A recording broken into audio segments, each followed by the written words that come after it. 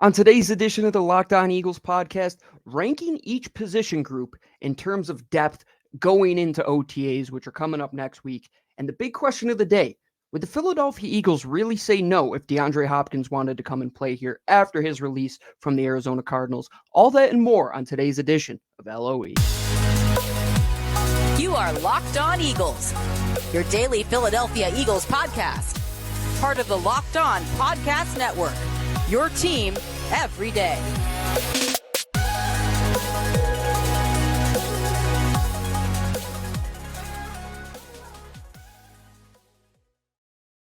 Welcome on in, everybody, to another edition of the Locked On Eagles podcast, part of the Locked On Podcast Network. Thank you for making us your first listen each and every day, where you get your podcasts for free. And if you watch us in video form on YouTube, we appreciate each and every one of you for making us your first listen, whether this is your first, 10th, 101st, or 1100th episode here with me and Lou. And who is me? I'm Gino Camilleri, your host, as always, bringing you into the weekend, getting you one step closer to Eagles OTAs. And I wanted to end this week with a discussion about depth. Every position group on this Eagles team right now has at least one guy that you could say is a superstar, if not a very good player in the National Football League. But when you get beyond that, the depth portion of the roster, where does it get to be a little bit lighter at some positions? That's what we're going to talk about after we talk about the big story of today, which we're going back a couple days because Lou and I discussed this earlier this week. If you're looking at this Philadelphia Eagles team, would you right now add a wide receiver? Absolutely not, in my opinion. If you did, it's going to be at the slot position, somebody like Hunter Renfrow, who we brought up in the idea of a trade. But if DeAndre Hopkins, who was just released by the Arizona Cardinals, has his agent get in contact with the Philadelphia Eagles, who of which was one of the 5 teams that he said he would want to play for, that being quarterbacks he would want to catch a ball from. The other guys were Josh Allen, Justin Herbert, Patrick Mahomes, and Lamar Jackson. And Jalen Hurts was the only other one in that group. The only one in the NFC. But maybe the only one with 2 very good receivers right now that would make it difficult to say, yes, we want to go out and sign this player. If the opportunity presented itself, though, and he showed up on the Eagles' doorstep, and he said he wanted to play here, could the Eagles potentially find a way to get it done? Well, our friend Jeff Kerr over at CBS Sports reports that, according to the NFLPA, the Eagles have $14,600,000 currently in cap space, which is the most of the 5 teams available that DeAndre Hopkins said he would like to play for. Now, we know Howie Roseman. He's creative. He likes to use this cap space in ways that not many other people can, in some sort of black magic sorcery of sorts. But when you get him into the building, does the pro of adding this player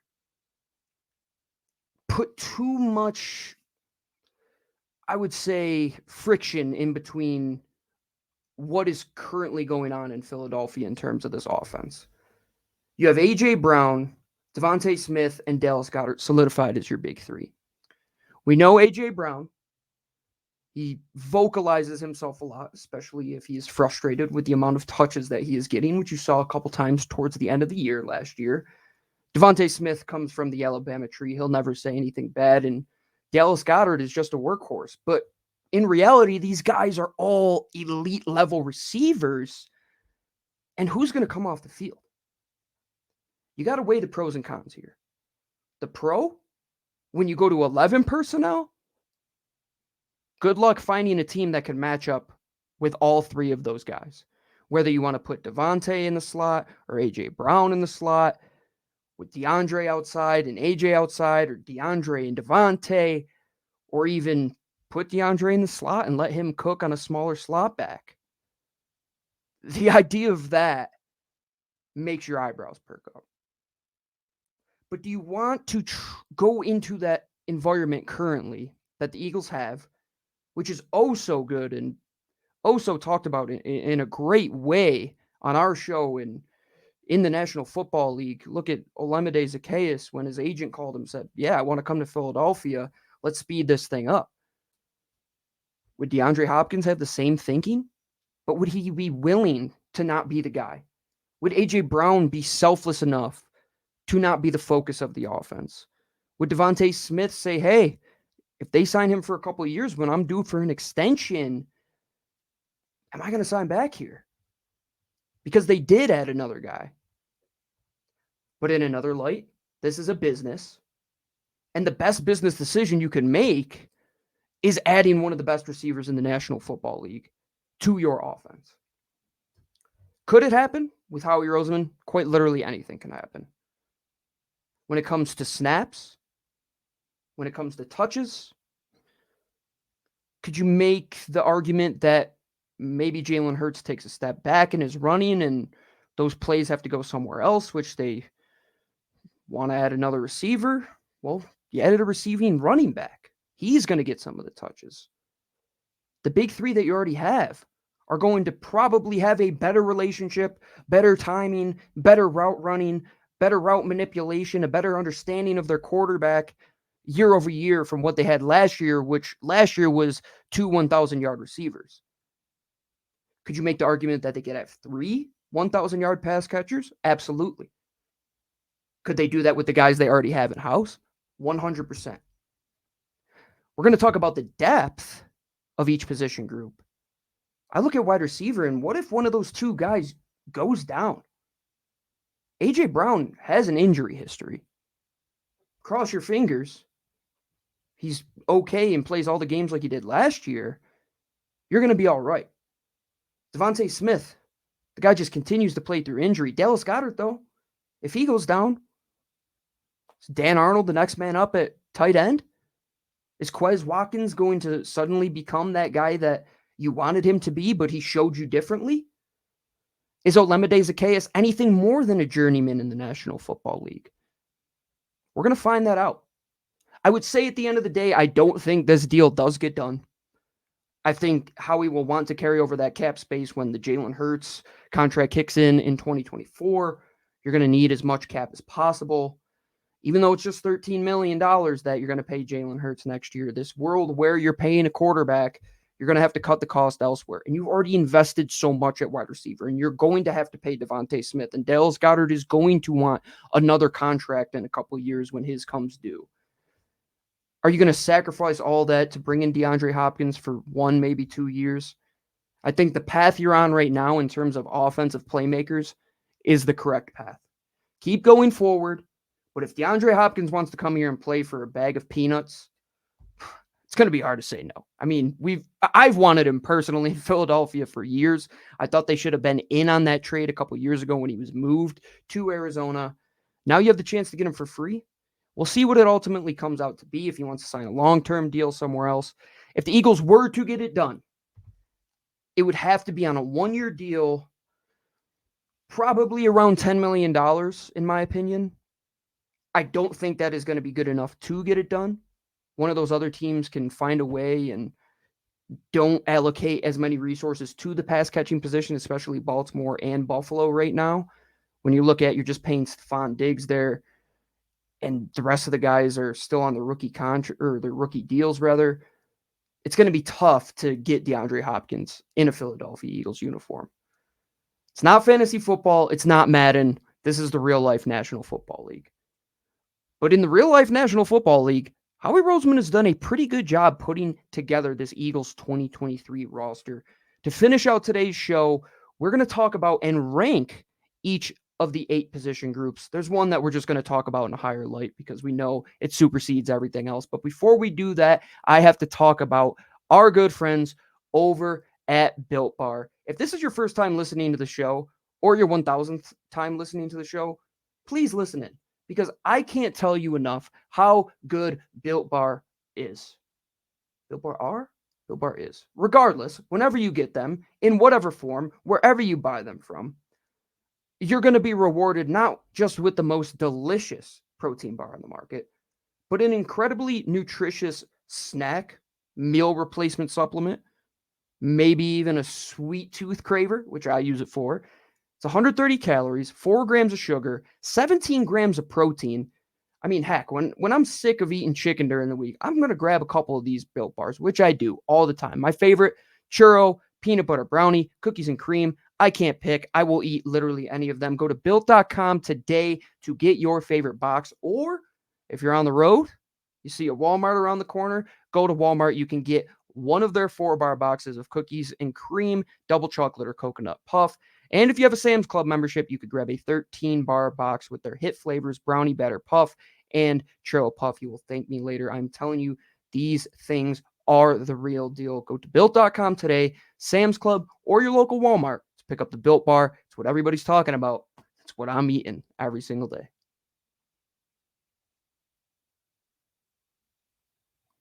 All right, everyone, welcome on back to this Friday edition of the Locked On Eagles podcast, your only daily Philadelphia Eagles podcast, taking you into June. It's almost time for OTAs. We're going to be discussing the Eagles' 90-man roster, what we think the 53 will inevitably look like. But right now, how it's constructed, the Philadelphia Eagles and General Manager Howie Roseman has done a pretty good stinking job at finding as many good players as he has. And in a world where you have a salary cap, in a world where you have a restricted amount that you could pay basically each position, there's essentially a soft cap on each position, but Howie Roseman finds a way to make things happen. And when it comes to depth, those players that fill in when the stars go down, that's what won them the Eagles Super Bowl in 2017. Halapuli Vaitai, Isaac Seumalo stepping up. When Darren Sproles goes down, when Carson Wentz goes down, it's the next man up mentality. That's what the Eagles have built their roster for. It's the philosophy that they've had since the turnaround after Chip Kelly, and it's found them success. 2 Super Bowl trips in the last 6 years. You almost outduel Patrick Mahomes. You just couldn't get it done. And why was that? Because at the most important position, which we can't even rank, you got to talk about quarterback. In my opinion, having Jalen Hurts supersedes having any of the other players on this roster. And behind him, you have Marcus Mariota, Ian Book, Tanner McKee. Doesn't matter about the other 3. It matters about Jalen Hurts. I could not rank quarterback in terms of depth because what it means to have an elite one that hopefully doesn't go down is way more important than any other player in the National Football League. End of story. End of story. It's not the NBA. Even look at the NBA. LeBron got bodied by a team that was a team, a collection of very good players. Jalen Hurts, as good as he is, couldn't win this thing all by himself. But hopefully, he gets some help by what I say is the deepest position group on this team, and that is the defensive line. When you go through the D-line, you have about 15 guys that could arguably make this roster. Howie Roseman has done a fantastic job finding ways to win in the margins. If you look at it, it's Fletcher Cox. Behind him is Milton Williams, Jordan Davis, a young Jalen Carter now. On the outside, you're starting with Haason Reddick, Josh Sweat, Brandon Graham. Beyond them, you still have Derek Barnett on the roster, which he's not going to make the team, but still, he's going to find a place in that NFL to get some snaps next year. So is Patrick Johnson. Kyron Johnson's a great special teams player. Moro Ajomo you add as well. Kentavious Street you signed in free agency. Marlon Tuipulotu is coming back. And there's guys that I left off of this list. You can't argue that this is the deepest group.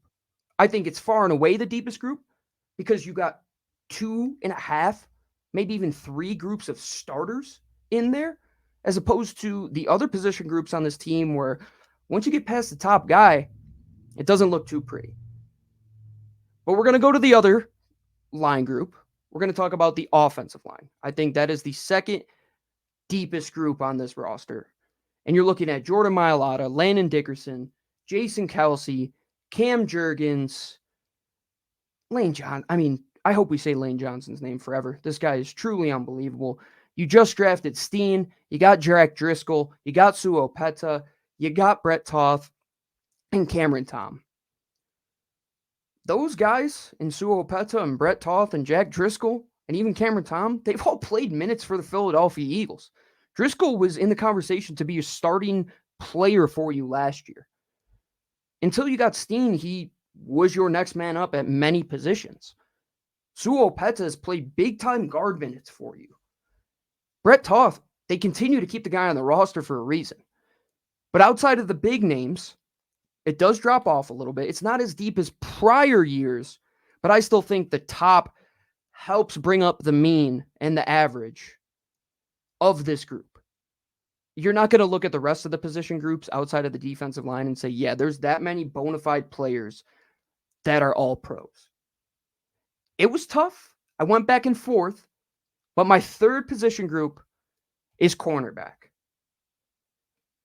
And what I just said, if you look at all of the guys on the offensive line, I think there are 4 guys that could potentially be all pros. At cornerback, you have 3. Darius Slade, James Bradberry, and Avonte Maddox are the best trio of cornerbacks in the National Football League. Dramatic pause for a reason. Darius Slade, James Bradberry, and Avonte Maddox are the best trio of cornerbacks in the National Football League. And they showed that last year with having the best passing defense in the NFL. And they held Patrick Mahomes to what? Sub 200 yards in the Super Bowl? That's on your D coordinator. That's not on those guys that played that well all season long. And beyond them, you have Zach McPherson, Keely Ringo, Greedy Williams, all of which were drafted in the 4th round or higher. Keely Ringo, a 3rd round pick. Greedy Williams, a 2nd round pick. Zach was your 4th round pick. Josiah Scott, who had a big interception for you last year. Josh Jobe, who was your 2nd gunner. How are you going to cut him? Eli Ricks, who's a top undrafted free agent. Mekhi Gardner, who's a top undrafted free agent. And Mario Goodrich, who was also a top undrafted free agent last year. I went back and forth with the O-line and cornerback for a while. It is deep. This is a deep group of corners. But I just said, I took Landon Dickerson, for example. Like, if Landon Dickerson goes out, can you win a game or two with Sua Opeta? Absolutely. You've done it before. If Darius Slay or James Bradberry goes out, can you win with a Greedy Williams and a Zach McPherson and a Keely Ringo? I don't say that with as much emphasis as I did with the offensive line, but I believe they will be in that spot at some point. And that's the reason you added these guys to where the depth at corner now is much deeper than what it was a season ago. Where you're sitting today at cornerback, you have 2 solidified guys locked in on their contracts for the next 3 years.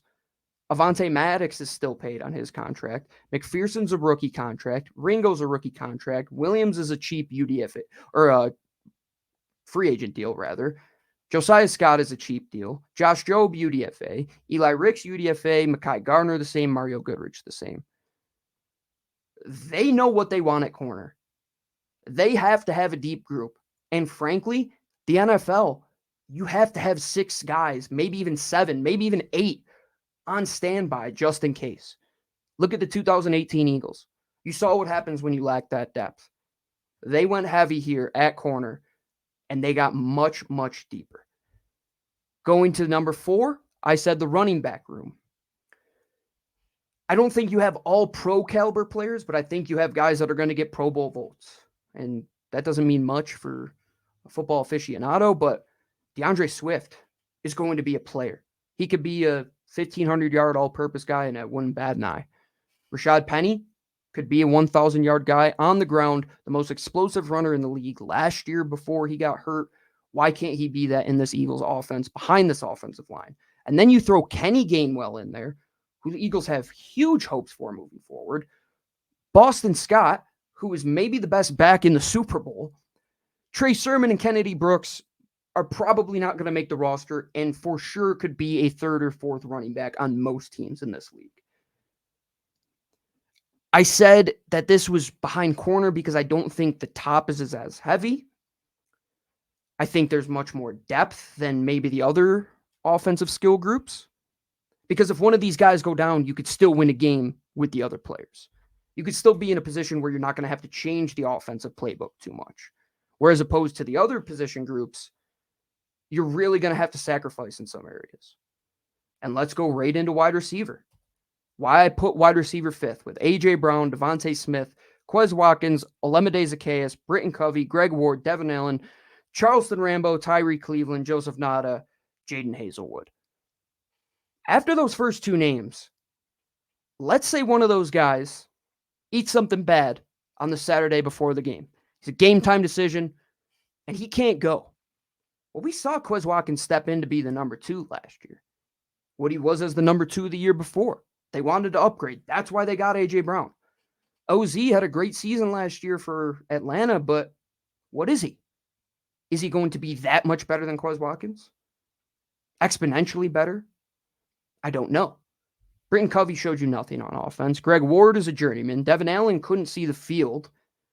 And the rest of the guys are going to make great competition for that 5th and 6th wide receiver spot to see who is that special teams guy.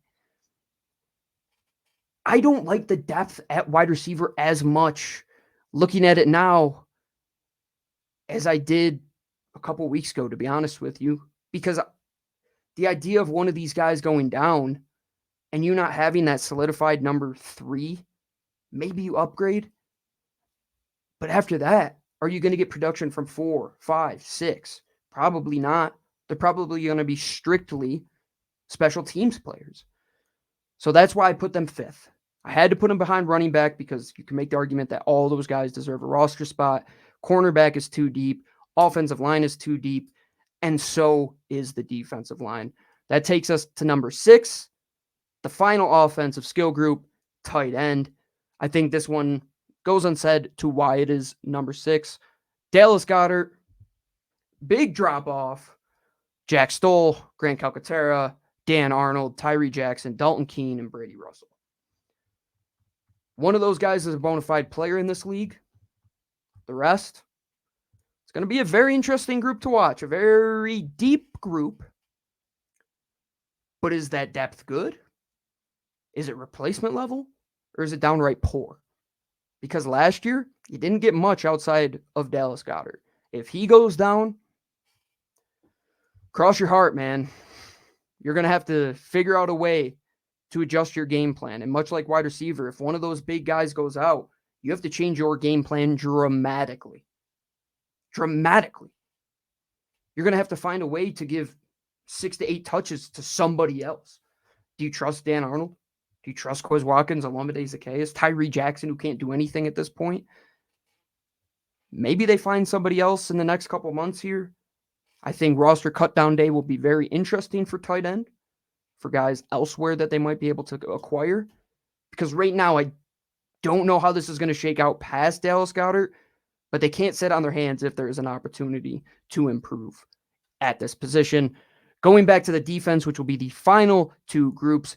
Number 7 is safety. Look, linebacker is bad. We're going to talk about that last. Safety, you have solid guys that you can win with. Terrell Edmonds has been a player you could win with. Reed Blankenship is a player you can win with. Sidney Brown right now should come in and be a guy you can win with. He could potentially be a guy you win because of in the future. But right now, it's probably going to be those 3 on and off the field with Justin Evans, Kevon Wallace, Tristan McCollum behind them. It's not deep. It's not top-loaded. You're going to get decent play at times. You're going to get poor play at times. Like I said with tight end, if they could upgrade here, will they? I think so. If you could add a Budda Baker in this Arizona sell-off, absolutely do it. But man, nothing is as dire as linebacker. This genuinely almost put me in tears to type out this for those watching on YouTube. We have it ticking at the bottom. It's Nakobe Dean and then Nicholas Morrow and Sean Bradley and Christian Ellis and Tavian Taylor and Ben Van Summer, and say that without laughing. How are they going to put this unit out there? They're going to run one linebacker the whole season. They're going to run those penny fronts when they got 5 linemen and 1 linebacker all year, if this is the case. Take a look at Patrick Queen. Heck, even Devin White, if you don't want to spend money on a wide receiver and DeAndre Hopkins, why not add Devin White at this point, man? Let Tampa take some of his salary, try and get him for a little less, but Nakobe Dean, all hopes to him being healthy all year long, because after the production they got last year at this position in Kyzir White and TJ Edwards, and when you could throw Nakobe Dean on there, which you could say that was probably the fourth or fifth deepest group on this roster last year, there's a huge drop off from 7 to 8, in my opinion. You can lose games because of this linebacking group. Nakobe can win you games, but the rest of the guys, I don't know. Not sitting too pretty, in my opinion. We'll see. Nicholas Morrow was productive on a bad Bears defense. Does that transfer? Sean Bradley, can he take a step up in that department? We'll find out in just a few short weeks here as OTAs are going to start to kick off, and then training camp. And we have you covered all the way through. As always, thank you for joining us here on this episode, the final episode of Locked On Eagles of the week. Make sure you make us your first listen each and every day, quite literally 365 days a year. Just open up whatever Apple, Spotify, whatever app you use for your podcast. Go to YouTube, watch us in video form as well. Interact with us on Twitter. Catch me at GC24_football. Get my co-host at DBAssiLOE. Follow the main page at Locked On Birds. Follow your favorite teams over at the Locked On Podcast Network, covering quite literally everything in sports today. We have you covered here at LOE for over 1,000 episodes. Hopefully we get to 2,000 episodes, me and Lou together. But that'll do it for this week of episodes here at Locked On Eagles. As always, Gino Camilleri signing off. Thank you for downloading.